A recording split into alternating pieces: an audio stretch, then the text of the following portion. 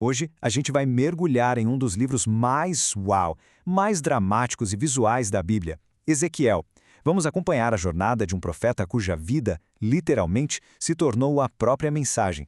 É uma história que vai do fundo do poço do desespero até uma esperança que ninguém podia imaginar. E tudo começa, acredite, no nome dele, Ezequiel. Esse nome já carrega o tema central do livro inteiro. Deus fortalece. Pensa só na profundidade disso. É sobre encontrar a força divina justamente no meio da maior fraqueza, no exílio total. Então, para a gente entender essa caminhada, vamos passar por 5 momentos-chave. A gente começa na crise pessoal dele e vai até a visão final de esperança que ele tem. Tá, mas quem era esse homem Ezequiel? E em que tipo de mundo ele estava vivendo? Olha, o timing aqui é tudo. Imagina só a situação. Ezequiel vinha de uma família de sacerdotes. Para ele, o templo em Jerusalém não era só um prédio bonito, era o centro do universo, o lugar onde Deus habitava. E ele estava ali, há só 5 aninhos de começar o trabalho da vida dele. E de repente, tudo muda. Ele é arrancado de casa e levado como exilado para a Babilônia.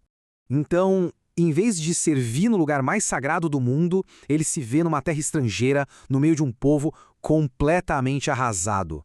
Pensa nisso, a identidade dele, o propósito de vida, o futuro, tudo foi por água abaixo antes mesmo de poder começar. Ele era um sacerdote sem templo. Só que aí, bem aos 30 anos, na idade exata em que ele deveria começar o seu serviço sacerdotal, Deus chega com um novo chamado.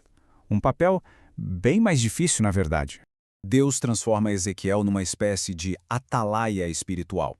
Sabe o que é um atalaia? É aquele sentinela que ficava lá no alto da muralha, de olho no perigo para avisar a cidade. A missão de Ezequiel era essa, alertar o povo sobre o julgamento que estava vindo por causa dos pecados deles. E o mais impressionante é que a missão dele não era só falar. Não. Ele tinha que viver a mensagem. Ele fez uma série de atos simbólicos, umas coisas bem bizarras e super difíceis, para mostrar na própria pele o que ia acontecer com a nação. E esses avisos, olha, não eram só para Israel, não. Ele também mandou o recado para as nações vizinhas, aquelas que, em vez de mostrar compaixão, ficaram felizes com a desgraça de Jerusalém. Que é um exemplo incrível, a profecia dele sobre a cidade de Tiro. Era tipo um grande centro comercial da época, que todo mundo achava invencível. E Ezequiel previu a queda dela em 2 etapas. Uma profecia super detalhada que levou séculos para se cumprir e se cumpriu direitinho. Até que um dia, a pior notícia chega. Jerusalém finalmente caiu. O templo foi destruído, exatamente como ele tinha avisado. E é aí, nesse momento de dor total, que a missão de Ezequiel dá uma virada de 180 graus. Agora a gente chega no coração do livro. É aqui que a mensagem muda drasticamente. Sai o julgamento e entra a esperança. Primeiro, Deus critica duramente os líderes de Israel. Eles os chama de pastores mercenários, sabe? Aqueles que só cuidavam de si mesmos e não do rebanho.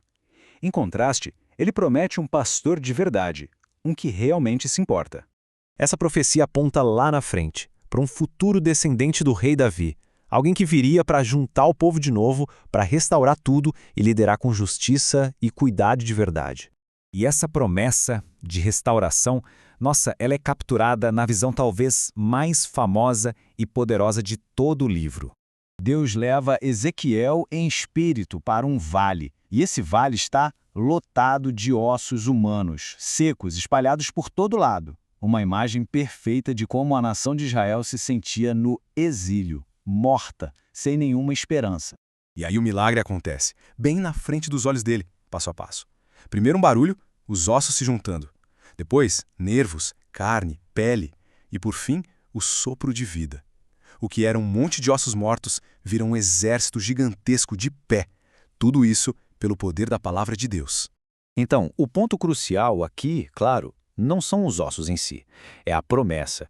A promessa de um renascimento completo, tanto nacional quanto espiritual, para um povo que já tinha jogado a toalha, que achava que tudo estava perdido para sempre. E o livro não para por aí. Ele termina com uma última visão. Uma visão gloriosa de um futuro que vai muito além de simplesmente voltar para casa. É mostrado a Ezequiel um novo templo. Um templo perfeito, muito mais incrível que o primeiro. E desse templo começa a fluir um rio. Mas não é um rio qualquer. Por onde ele passa, a vida explode. Ele transforma o deserto num jardim e, o mais impressionante, ele chega até o Mar Morto, aquele mar super salgado onde nada vive, e o transforma em água doce, cheia de peixes. É um símbolo poderoso da bênção e da restauração de Deus fluindo para curar o mundo. E no final de tudo, a cidade nessa visão recebe um novo nome. E esse nome é a promessa final, a última palavra de todo o livro de Ezequiel. Jeová chama.